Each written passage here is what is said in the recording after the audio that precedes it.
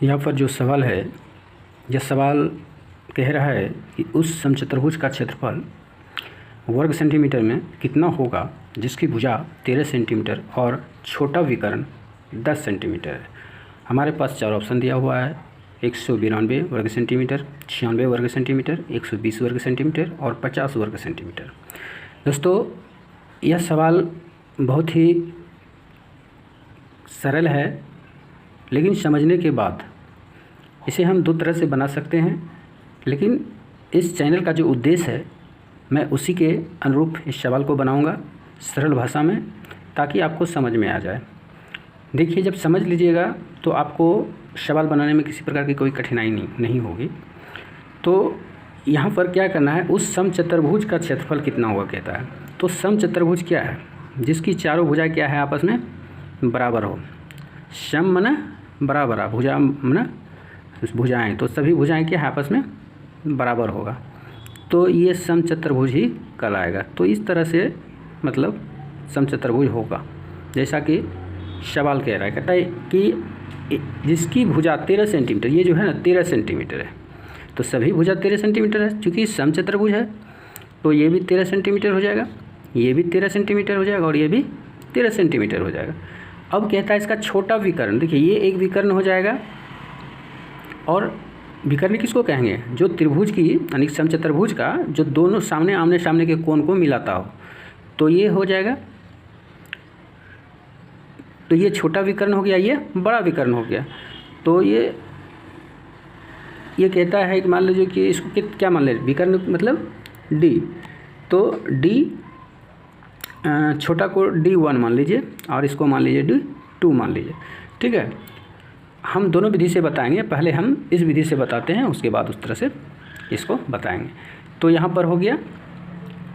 तो हमें ये चीज़ पता होना चाहिए कि इस तरह का अगर सवाल रहता है तो इस समचतुर्भुज का क्षेत्रफल बराबर क्या होता है। तो 4 गुना भुजा क्या स्क्वायर बराबर दोनों विकर्ण का वर्ग का योग, मतलब D1 के वर्ग प्लस D2 के वर्ग का योग, मतलब जोड़ दोनों का हुआ। तो 4 गुने यहाँ भुजा कितना दिया हुआ है मित्रों, आपको 13 सेंटीमीटर दिया हुआ है, तो 13 लिख देंगे और यहाँ स्क्वायर है तो 13 का स्क्वायर कर देंगे। अब ये D1 मैंने माना है कितना, वो दिया हुआ है कितना है, D1 बराबर छोटी विकर्ण तो 10 सेंटीमीटर, ये छोटी विकर्ण है। ठीक है, तो 10 सेंटीमीटर दिया हुआ है, तो यहाँ पर लिखेंगे 10 का होल स्क्वायर आप प्लस ये D2 का स्क्वायर, ये हमको निकालना है। ठीक है, तो 4 गुने 13 गुना 13 करेंगे क्या हुआ 169, और ये कितना हो जाएगा 10 गुने 10 करेंगे तो कितना हो जाएगा 100, 100 और प्लस ये कितना होगा D2 का होल स्क्वायर रहेगा। ये इसको गुना कर लेते हैं और इसको फिर इधर ला लेते हैं। ठीक है,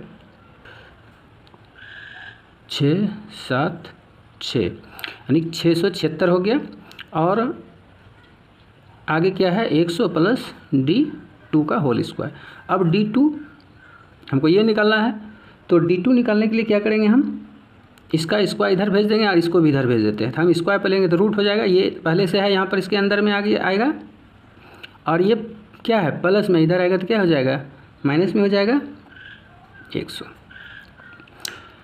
अगर यहाँ पर आपको समझ में नहीं आए तो आप ये कर लीजिएगा कि 676 और ये प्लस है तो माइनस यहाँ कर दीजिए और 100 बराबर D2 का होल स्क्वायर, या फिर ये अंडर रूट आएगा तो ये होगा 676 माइनस 100 और बराबर D2।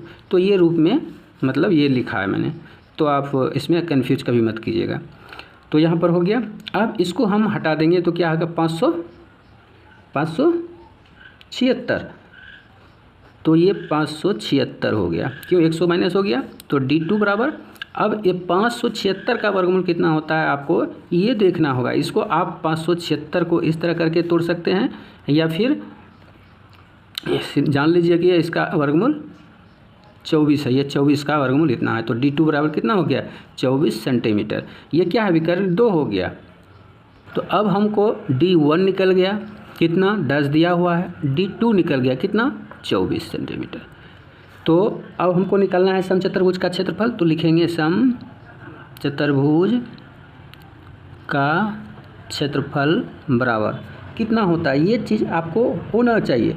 तो ये 1/2 गुना D1 गुना D2 ये होता है मेरा क्या होता है हमारा फॉर्मूला। तो हम क्या करेंगे 1/2 गुना D1 का मान कितना है 10 और D2 का मान कितना आया है 24। तो ये कट गया 12 दूनी 24, तो 12 गुने 10 तो 120, मतलब कितना हो गया क्षेत्रफल कितना हो गया 120 क्या वर्ग सेंटीमीटर। चलते हैं ऑप्शन की ओर और आंसर को